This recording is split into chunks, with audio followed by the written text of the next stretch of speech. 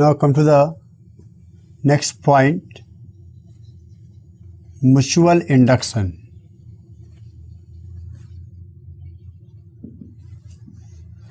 So as the name itself suggests, here we are talking about the mutual phenomena of induction. So what does it mean? So in this case we can say if two coils, let this is one of the coil and another coil is this, and when these two coils are kept very close to each other, okay, let the name of these coils are coil number 1 and coil number 2. So what is this phenomena? Suppose if current in one of the coil is there, due to that current there is a flux through the same coil, that's okay, but the magnetic lines of forces will pass through the second coil also. Let for example, if I1 is the current in the first coil here, so due to this current here, magnetic field lines can be go in this direction. It can have like this. So lines of forces will pass from the coil 2 also. When lines of forces are passing through the coil 2 also, so there is a flux in the coil 2 due to the current in coil 1. So if current in the first coil changes, so flux in the second coil will also change. Due to the change in flux in the second coil, there is an EMF developed in the second coil, and this phenomena is called mutual induction. So what we can say, the induced EMF in the second coil due to change in the current in the first coil called your mutual induction. So we can write here like this: when two coils are kept very close to each other,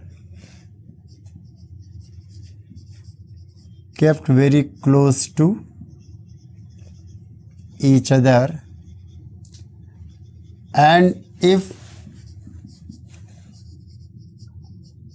current is flowing in one of the coil, say here coil 1, then there is a flux through the coil, through coil 2. That flux is called,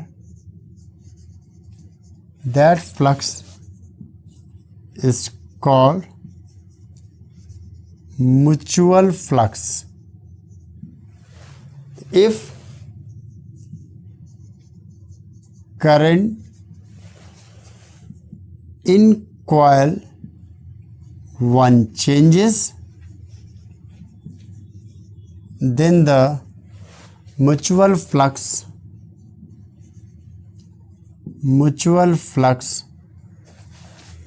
of coil 2 also changes. Mutual flux of coil 2 also changes. So that change in the flux, so the change in flux through coil 2 produces induced EMF. In the coil 2. So we can write. So phenomena of phenomena of induced EMF in coil 2 due to change in current in coil 1 is called mutual induction.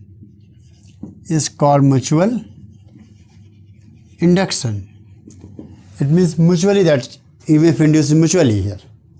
So let current in coil 1 is I1. Then mutual flux in coil 2 due to current in coil 1 is directly proportional to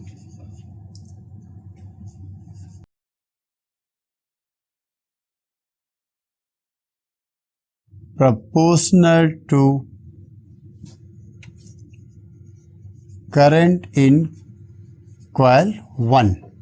We can write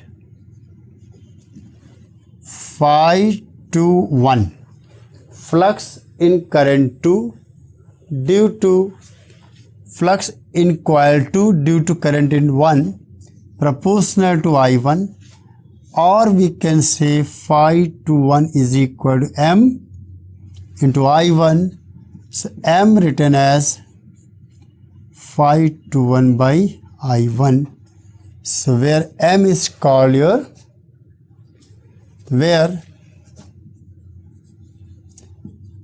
M is constant called coefficient of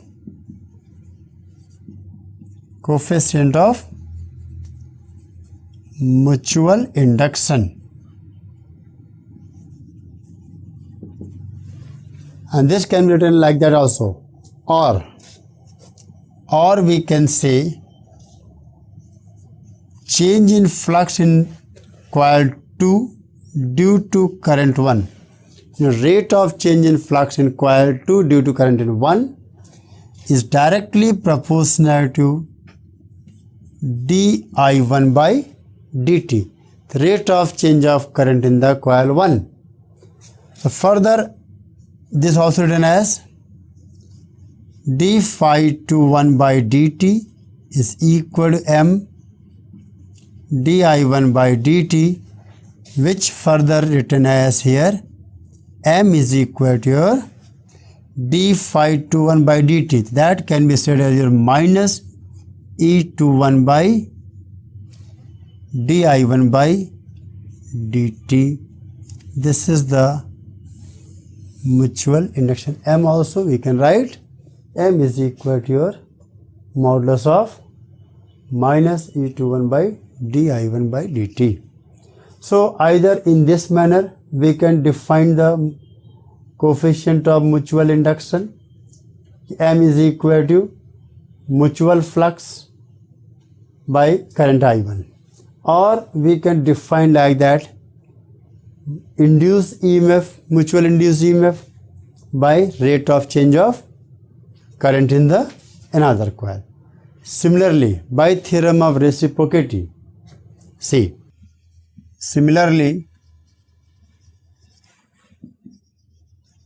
by theorem of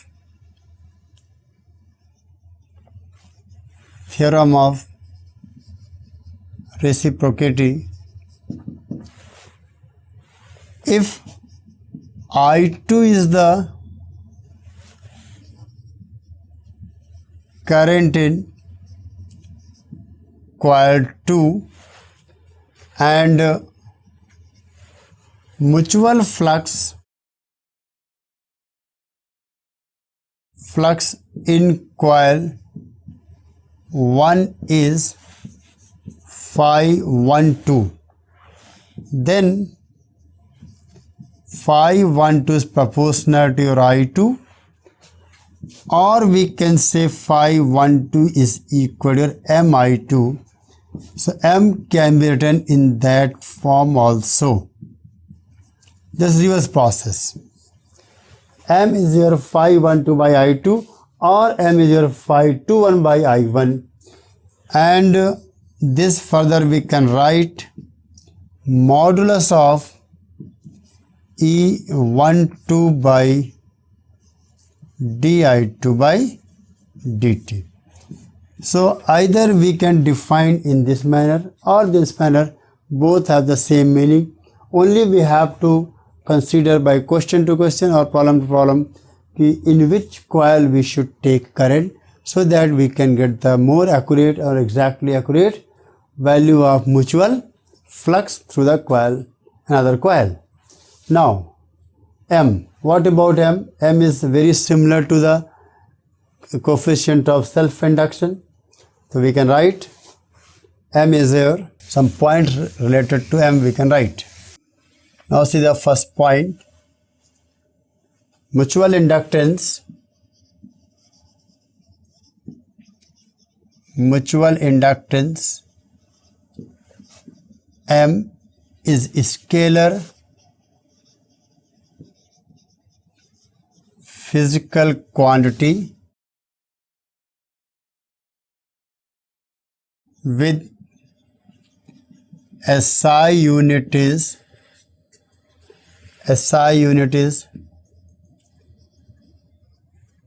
Weber per ampere or Henry, same as the SI unit of self-inductance, and its dimension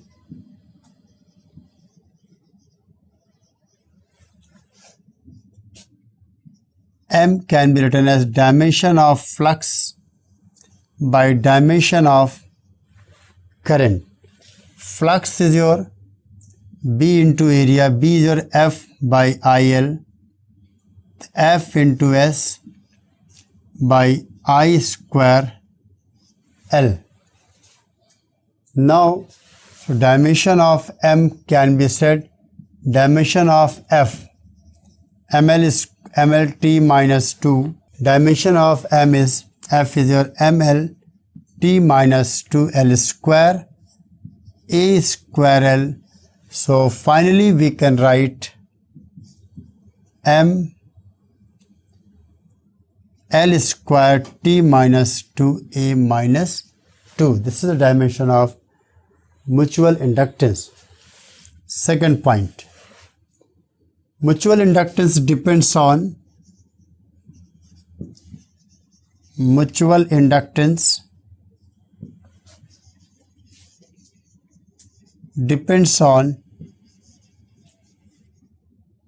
geometrical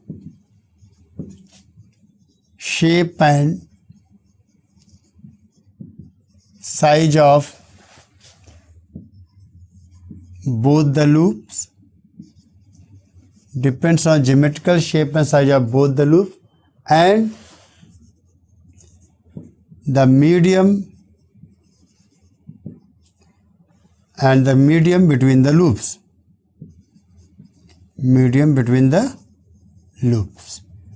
So mainly here mutual inductance depends on geometrical shape and size of both the loops as well as medium between the loops.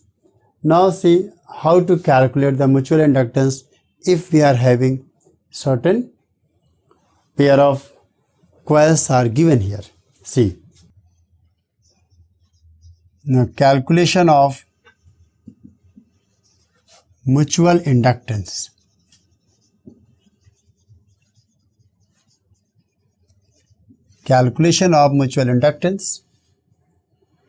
Let first one of the case in which we are taking two concentric circular loops,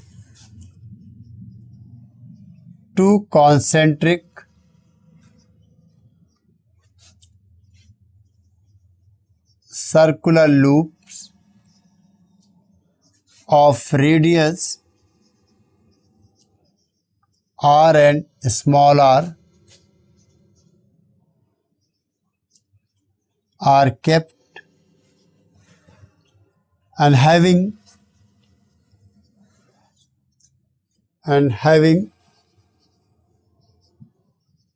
number of turns capital N and small n respectively. Find the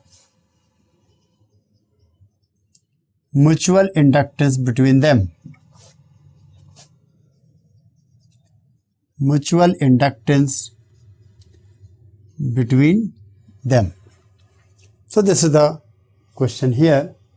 So we are having two concentric circular loops. One having very bigger radius, another your very small radius, like this. Let this your bigger one. And in this your number of turns are given your n. Capital R, number of turns your n. And then we are having very small loop and number of turns your small n. So these are the two loops kept concentrically.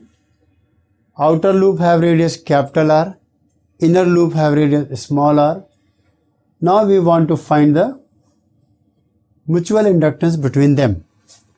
So first of all, see, mutual inductance if you want, so that is your either phi 1 2 by I2, flux on coil 1 due to current in the 2 by I2, or we can say phi 21 by I1. So first of all, we will define the two loops, which one has 1 and which one has 2. Anyone you can say 1 and 2. Let this is your coil 1, this is your coil 2.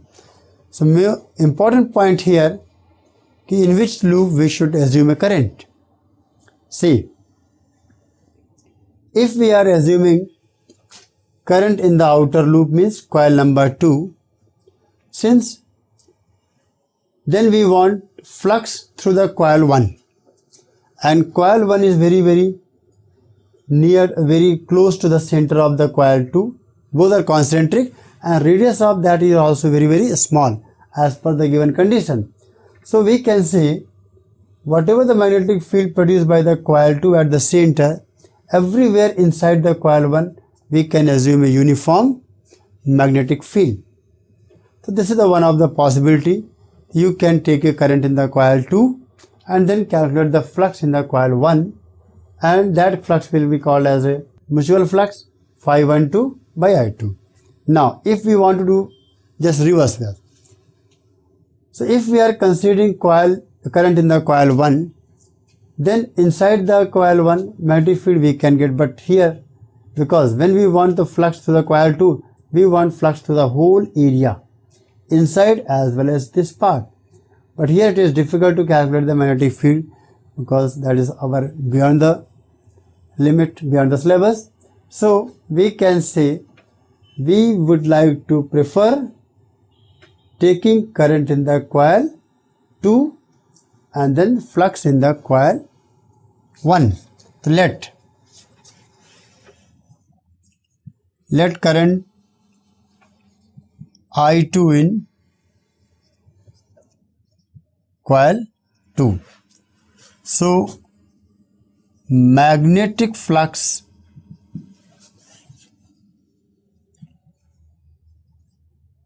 through coil 1, that is called flux in the coil 1 due to current in the 2. That can be written as first magnetic field to the coil 2 mu naught by 4 pi I2 by R into 2 pi and number of turns on the outer your capital N. This is the magnetic field. Area of the inner coil. Inner coil have area pi r square and number of turns small n. The total area will be your pi r square into small n. So m is your phi 1 2 by I2 divided by I2. 2 pi here cancel. So you can say mu naught by 2, and here we will have small r square by capital N small n into small r square by r. So this is the mutual inductance between the coils. So from here we can say it depends on the number of turns on the bigger one as well as number of turns on the smaller coil. Similarly, radius of the inner coil and radius of the outer coil. So we can have mutual inductance depends on geometrical shape and size of both the coil as well as medium between the coils. Now see another case here. A long circular coil, a long solenoid, and circular coil is kept coaxially as shown in diagram. As shown in diagram. So diagram is like this. Let this is your long solenoid of radius your R1, and this is your circular loop of radius R2. Long solenoid and circular coil is kept coaxially as shown in diagram. If R1 is the radius of solenoid and R2 is the radius of the circular coil, is the radius of circular coil, and small n is the number of turns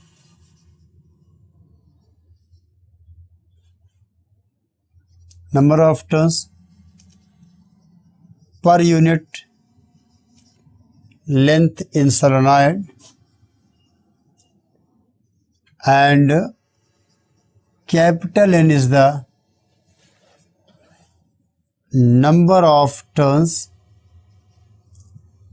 on circular coil. Then find mutual inductance between them.